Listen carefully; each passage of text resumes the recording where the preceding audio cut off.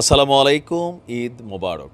আশা করি দেশে বিদেশে যে যেখান থেকে আমাদের আজকের এই ভিডিওটা দেখছেন সবাই ভালো আছেন, সুস্থ আছেন এবং কি ঈদের দিন প্রবাসে যারা আছেন পরিবার প্রিয়জন ছাড়া একা একা করছেন।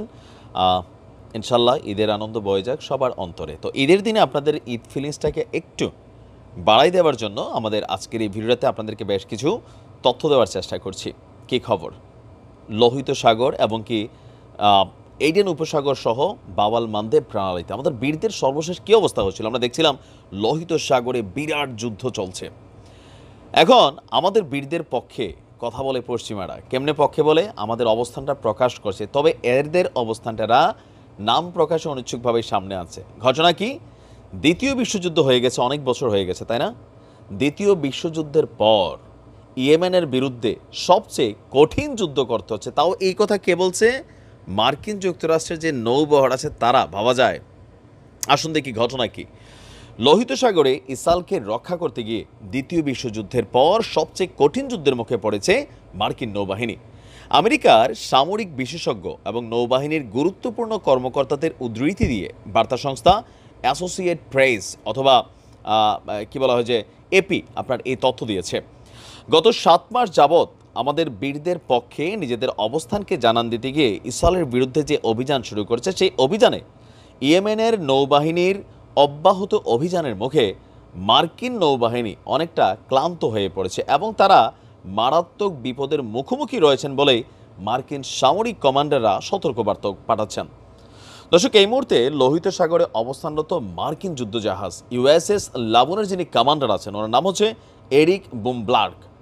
তিনি আপনার এই গণমাধ্যমকে বলছেন, আমার মনে হয় না যে লোকজন বুঝতে পারছে যে আমরা কতটা প্রাণঘাতী যুদ্ধ করছি এবং মার্কিন জাহাজগুলো কি পরিমাণ ঝুঁকির মধ্যে এই লোহিত সাগরে আছে।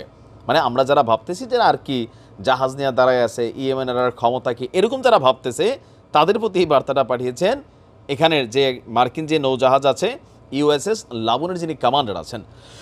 তিনি বলছেন, আমরা দেখছি শুধু পরিস্থিতি খারাপের দিকে যাচ্ছে এবং ইয়েমেনের বীররা তাদের এই হামলা অব্যাহত রাখবে। আমরা বেশ কয়েকবার পাল্টা কাউন্টারমূলক হামলা চালিয়েছি, কিন্তু কোনোভাবেই এদেরকে দমানো যাচ্ছে না।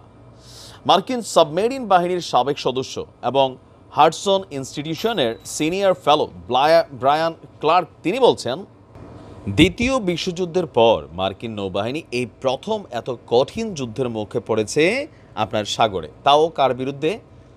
ছোটোখাটো একটা শক্তিশালী রাষ্ট্র যারা হচ্ছে ইমানি বলিয়ান, বাট সাপোর্টিং বা লজিস্টিক্স দিক দিয়ে এতটা শক্তিশালী না।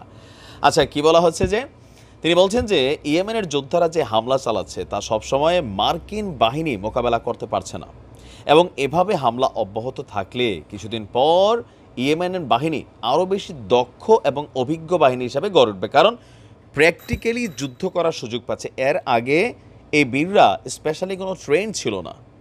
এখন ধরেন মার্কিন বাহিনীর বিরুদ্ধে যখন লড়াইয়ে নামছে, এখন লড়াই যখন আপনি নামবেন, একদম কাঁচা একজন যোদ্ধা হলেও কিন্তু লড়াই করতে করতে আপনি মোটামুটি লড়াইয়ের অনেক কৌশল শিখে যাবেন। আর এই যে যুদ্ধটা শিখে ফেলতেছেন, অথবা মার্কিন মেশিনারিজ প্রায় তো একটা দেশ না, এখানে প্রায় 20টার উপরে দেশ, ভারত পাকিস্তানও আছে, বা ইঙ্গু মানে যুক্তরাজ্যের যেই কৌশল আছে, জার্মানি ফ্রান্স যারাই আছে, তো প্রত্যেকটা মেশিনারিজের সাথে লড়াই করে অনেকটা অভিজ্ঞ হয়ে গেছে আমাদের বীররা, যার কারণে গত কয়েকদিন যাবৎ এই নৌজাহাজগুলোর সাথে বা এই যুদ্ধ জাহাজগুলোকে পাল্টা কাউন্টার চালানো, সেগুলার নিরাপত্তা সিস্টেমকে ভেদ কইরা মালবাহী কোনো জাহাজের মধ্যে হামলা চালানো, এই জিনিসগুলোতে অনেকটা পাকাপোক্ত হয়ে গেছে ইয়েমেনের এই যুদ্ধরা, এমনটাই মনে করছেন এই সামরিক বিশেষজ্ঞ। আর বলা হচ্ছে যে এই মুহূর্তে আপনার বিষয়টা অনেকটা আউট অফ কন্ট্রোল। দ্বিতীয় বিশ্বযুদ্ধের পর এমন পরিস্থিতিতে আর কখনো পড়েনি। তবে হ্যাঁ, যদি আবিধানিক কোনো যুদ্ধ শুরু হয় তাহলে সেটার হিসাব হবে আলাদা। বাট রাইট নাও যেভাবে হচ্ছে আমাদের বীররা আলহামদুলিল্লাহ মোটামুটি 20-25টা দেশকে আপনার ওখানে খেলা দেখাচ্ছে আর কি, হালকা হালকা চুবনি দিচ্ছে। ভালো থাকুন, আসসালামু আলাইকুম।